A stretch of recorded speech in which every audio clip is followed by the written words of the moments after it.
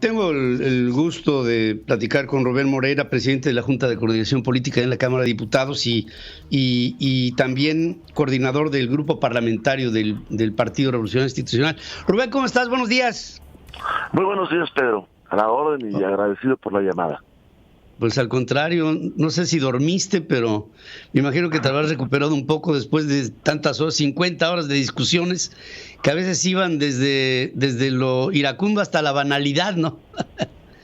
Bueno, y entre insultos, desdenes y falta de ganas de discutir con argumentos, que creo que es lo más terrible, ¿no? Que no se pueda discutir con argumentos y se deseche pues levantando la mano porque hay una orden de hacerlo.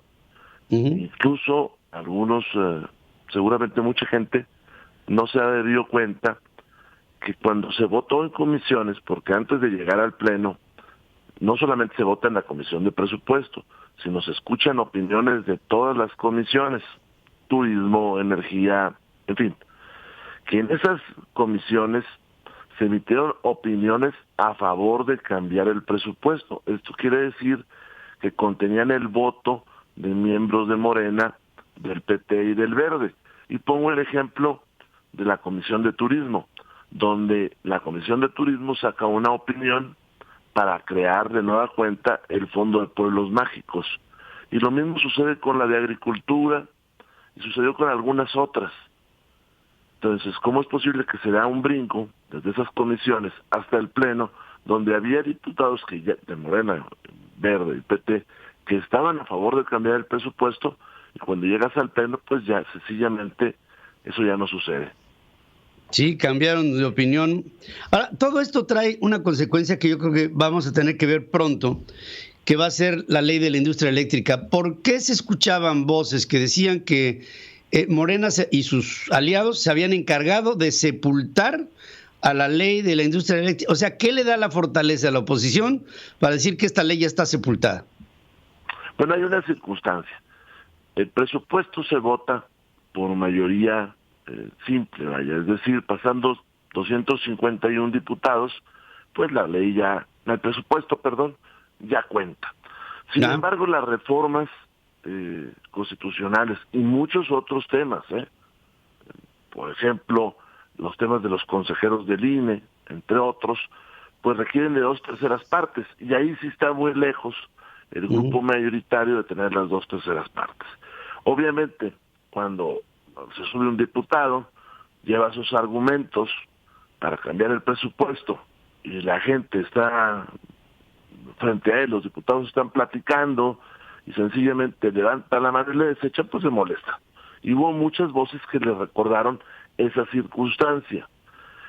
Hablando en específico de la reforma eléctrica, que por ahí Pedro tiene otros temas, por ejemplo, la parte del litio, que nos diría que hay un tema mineral, porque además dice el litio y otros minerales fundamentales, algo así. Y por otro lado tiene un tema con la Comisión Nacional de Hidrocarburos, que va y le pega a la parte del petróleo y va y le pega también a la parte de las gasolineras, no solamente es eléctrica. Pues obviamente el disgusto de el grupo opositor es tanto que empezaron a saltar voces de que estaba sepultada esa reforma eléctrica. Creo que va a ser un gran esfuerzo el que tendrá que realizar el grupo mayoritario y en específico su coordinador para tratar de nueva cuenta abrir la puerta para la discusión. No estoy hablando para la aprobación, para la discusión. Y todo esto, pues yo creo que el ambiente no podría estar más enrarecido en el Congreso. Veo que hay el crecimiento de un fanatismo por el liderazgo y veo también que hay un dogmatismo que está condenando al país a que en el 2022, Rubén, tengamos un año muy comprometido para municipios y para estados de la República que van a recibir menos recursos muchos de ellos en municipios no tienen dinero para pagar sus nóminas, estados completos, y ya ni te cuento del estado de salud de las ciudades, de la necesidad de mantenimiento por las mismas, y que no habrá nada que alcance, y ahí creo que vendría un proceso de depauperización. O sea, se van a empobrecer nuestras ciudades en el año que viene si las cosas se mantienen como están. En efecto, tienes toda la razón en las dos situaciones que transmites. Por un lado, hay un círculo pues pernicioso, perverso, de generación de una polarización del país, que llega a tintes pues de fanatismo, ¿no? Y tiene sus expresiones plásticas, digamos, en la Cámara, ¿no? Esos festejos por el cumpleaños, que en otro tiempo pudieran ser de otra manera, pues ahí fueron llevados a extremos, pues ya muy superlativos, ¿no? Por un lado. Y eso daña a la nación, polarizar daña a la nación. Y por el otro lado también tienes mucha razón en el tema del presupuesto.